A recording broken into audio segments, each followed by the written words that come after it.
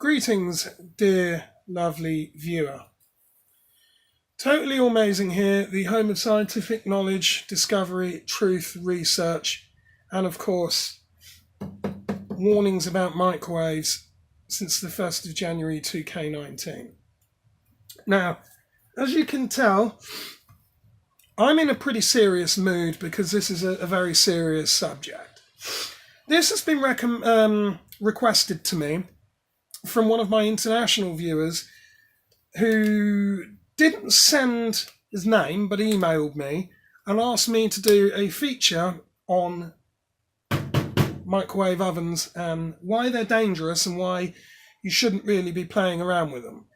Because unfortunately on the internet there doesn't really seem to be that much advice out there. Now, I'm just going to keep this simple and say for anybody here who's going to tell me that it's not the voltage, it's the amps, well, you're partly right, but mostly wrong. And for anyone who's going to say, well, it's not the amps, it's the volts, again, you're partly right, but mostly wrong. You see, the thing is, it's volts and amps that equal overall power. And that power,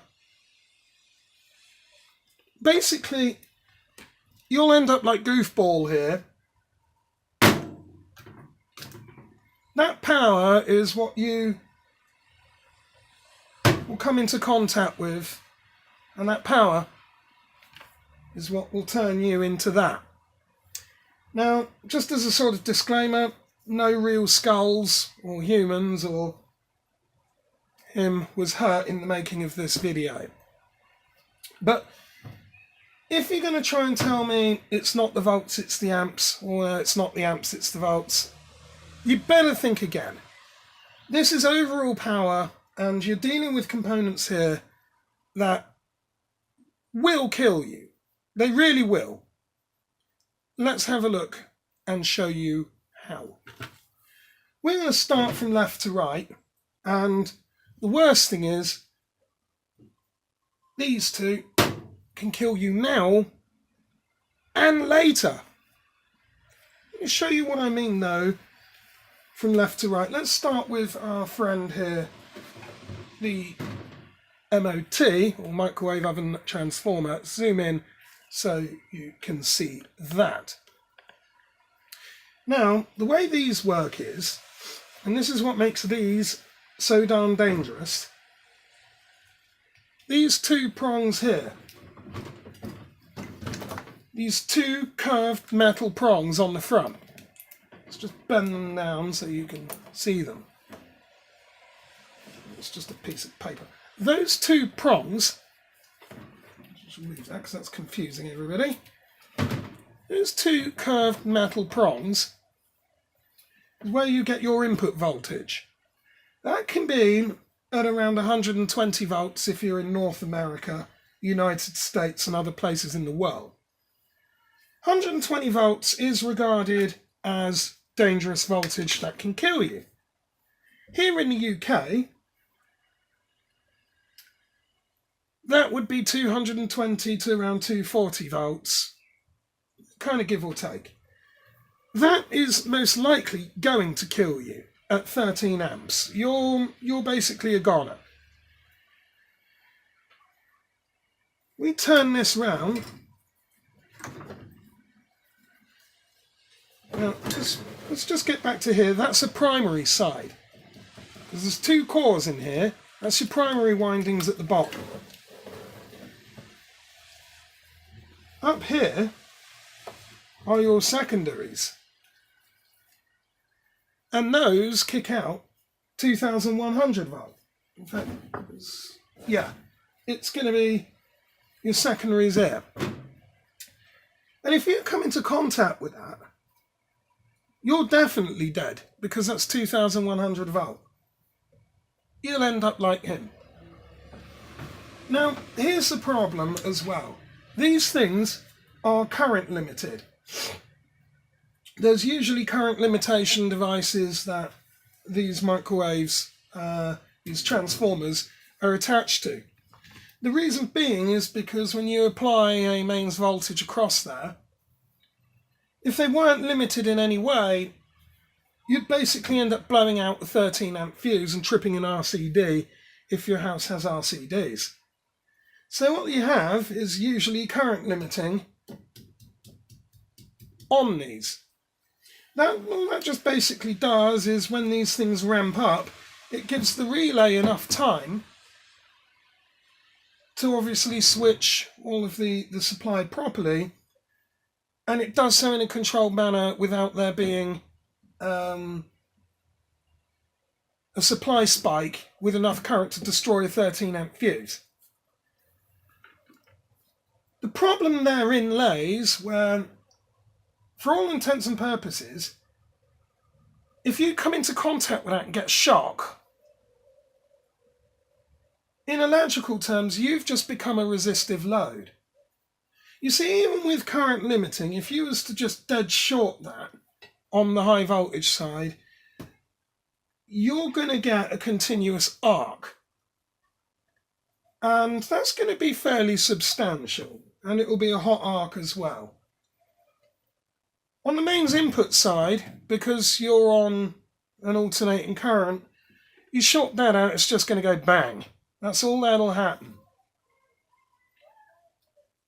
The high voltage side though, you're going to get a steady current and a steady energized supply through that, and a steady voltage at around 2100.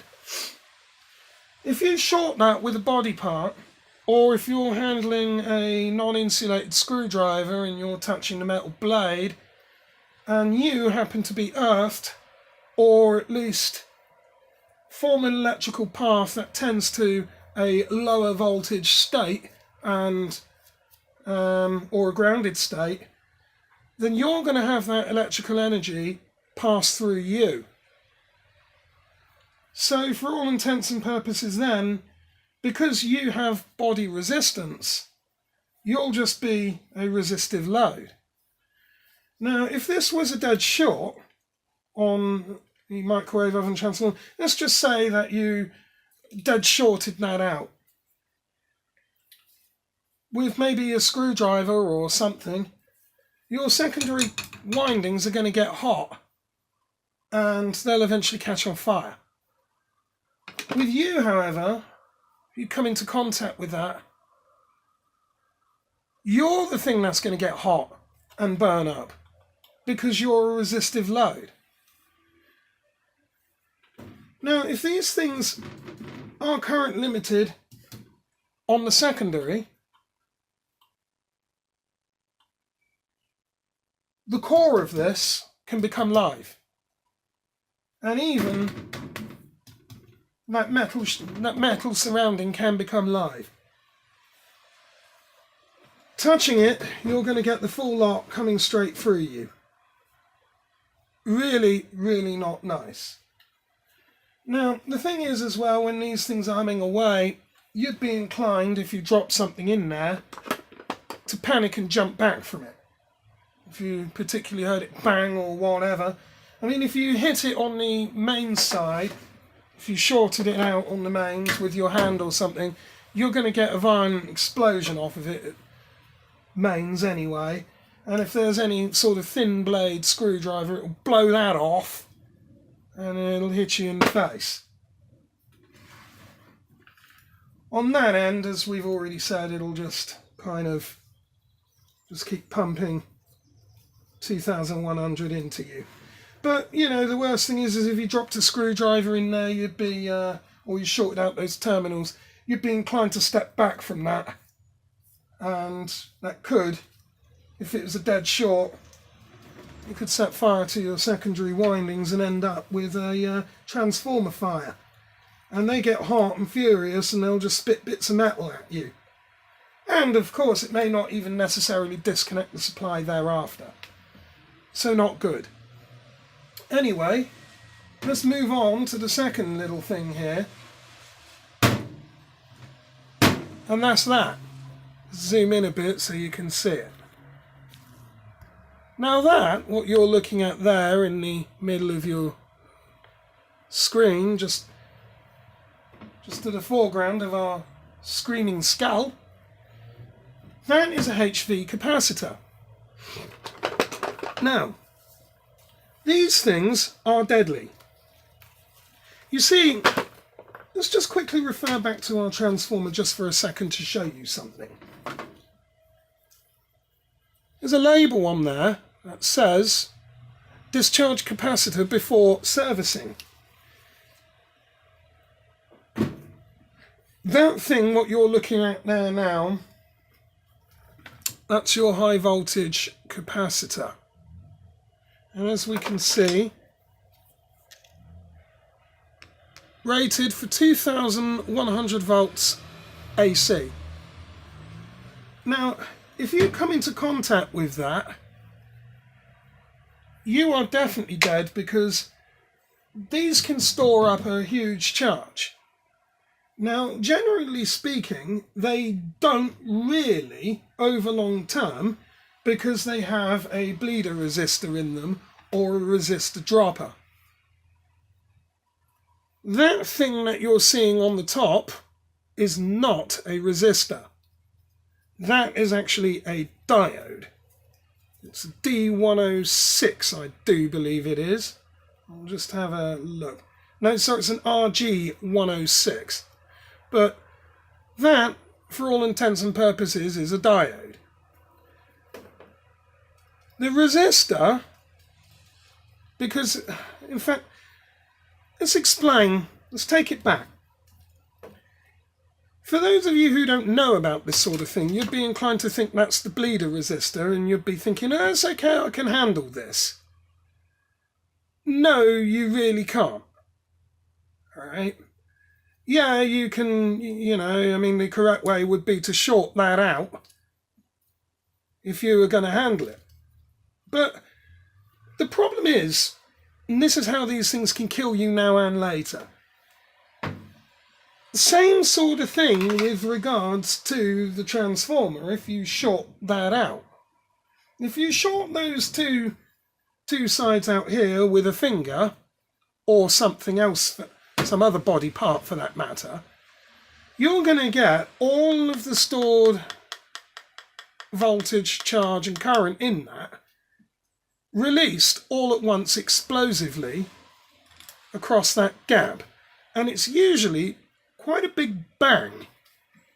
If you have a thin bladed screwdriver that's too thin, things like that can result.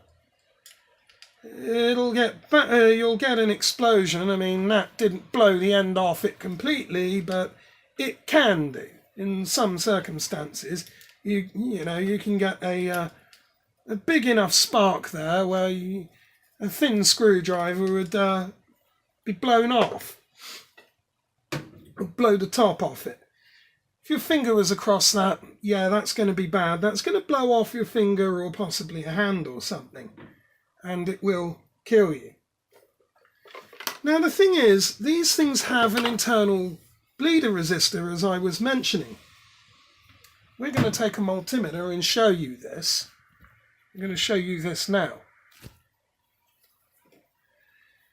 Now, these bleeder resistors, you can't tell whether they're working. Now, as we see on this one anyway, it says, and you'll see that as written there. It's a 10 megaohm resistor, and that's designed to bleed off any remaining current and any remaining charge to a safe level. We can test if this resistor is working, and by God, never do this if that is still inside a microwave oven or is connected. Never do this, because you will blow up your meter and possibly kill yourself. But what you do is essentially pass a multimeter over those probes, and you'll see that ramp up towards 10 megaohm.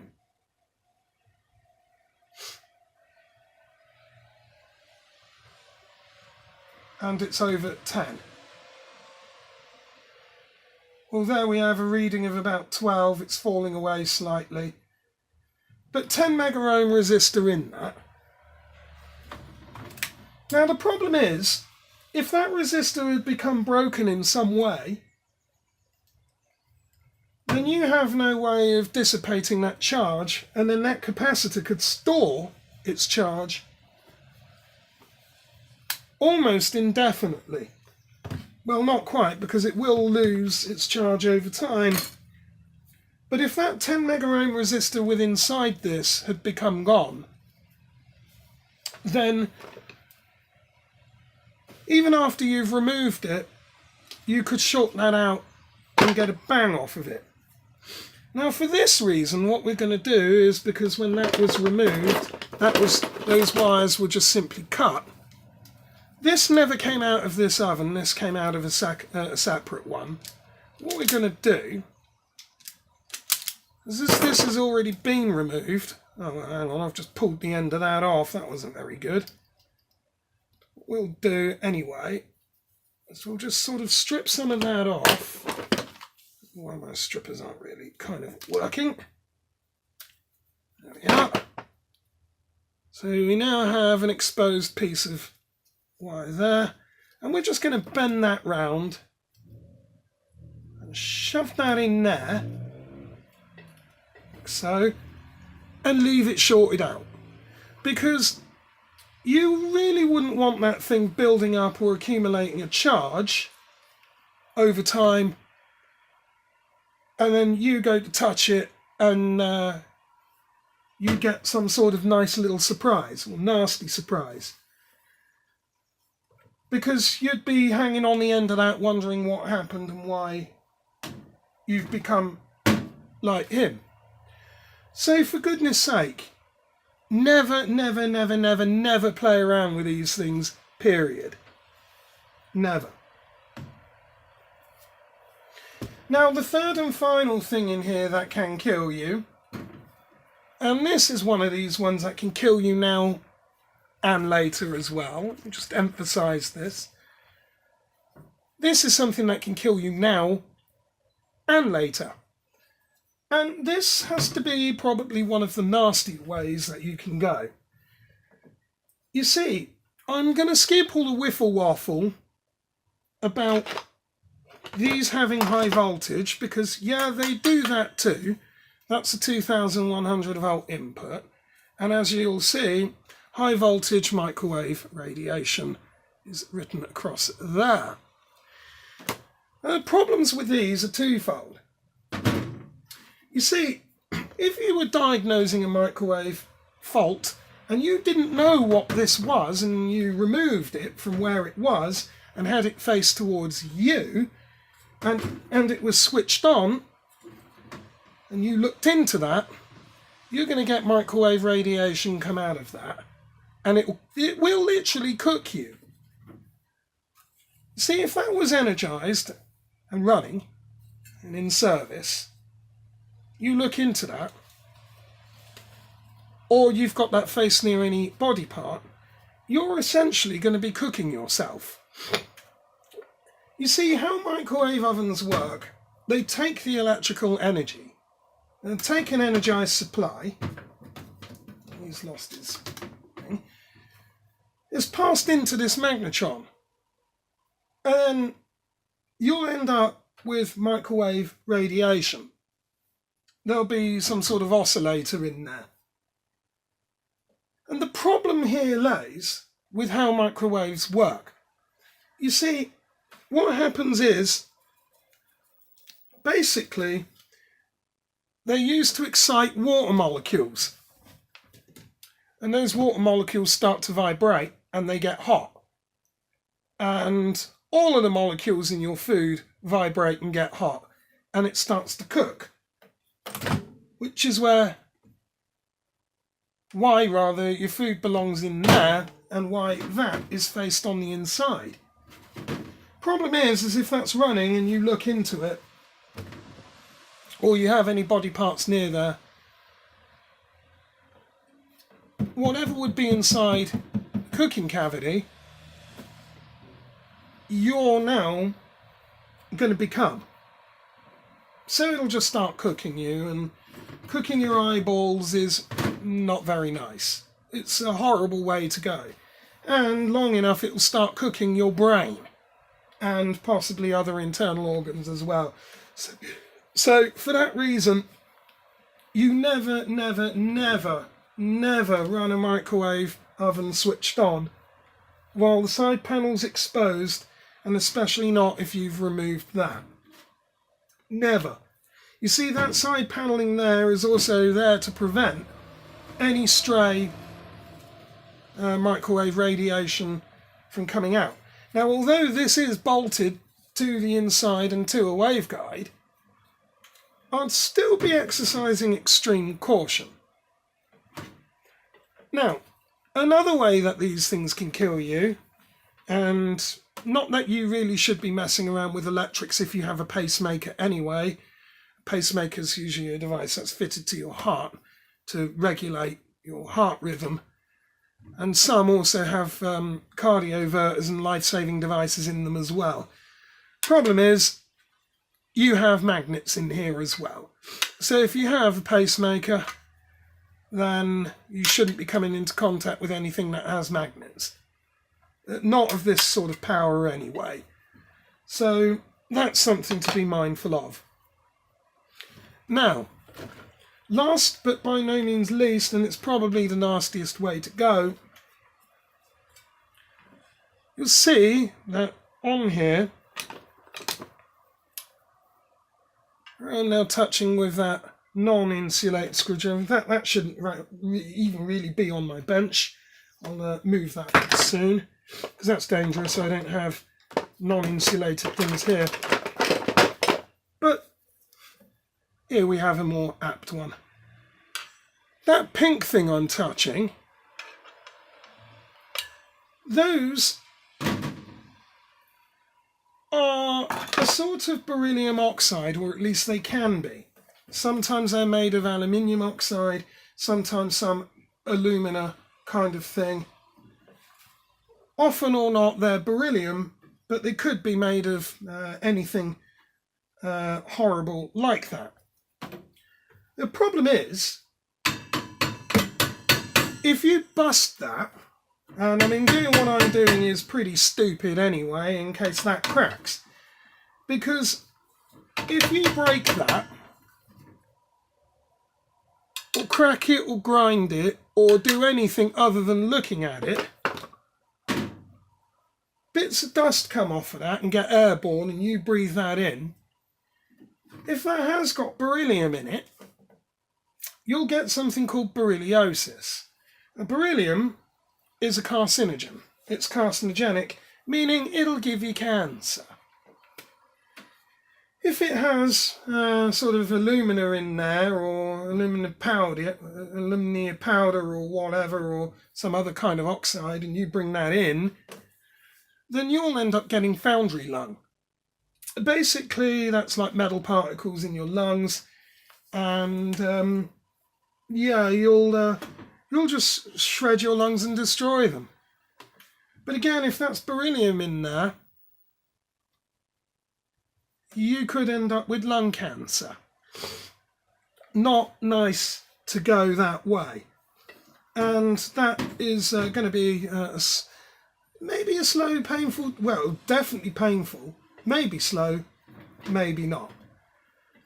But yeah, anything other than looking at that is bad. And I wouldn't even really look at it if it's inside the oven either. Just because you never know. I mean, if the oven's off, this microwave oven is off. I know, because it doesn't work anymore. I blew the plug pins off it in another experiment. I'll get to that in the next video. Stay away from it. And there's usually two of those. There'll be one on the inside there as well. And that's for obviously the microwave antenna guide. Stay away from them. Don't play around with them at all, and certainly don't drop them, don't hit them, don't grind them, that would be the worst. Don't cut them, don't do anything. If you do need to get the magnets out of it, well, don't. Go find magnets from a safer source. I'm going to put that away because that's giving me the kind of ibby-jibbies. And I don't usually like having that sort of thing kind of flapping around loose, just in case one was to fall over and break, and then I end up with loads of potentially beryllium everywhere, beryllium powder.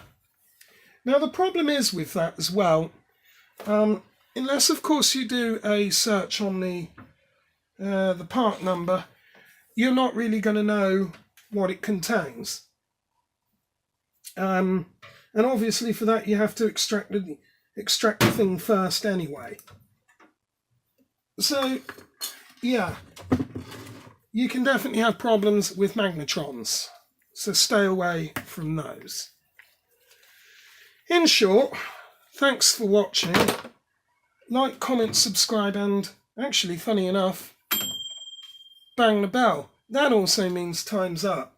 So hopefully you've enjoyed watching this, and remember, leave the dismantling of these things to me, unless you want to end up like that. That's all for now. Stay tuned. See you soon. Bye.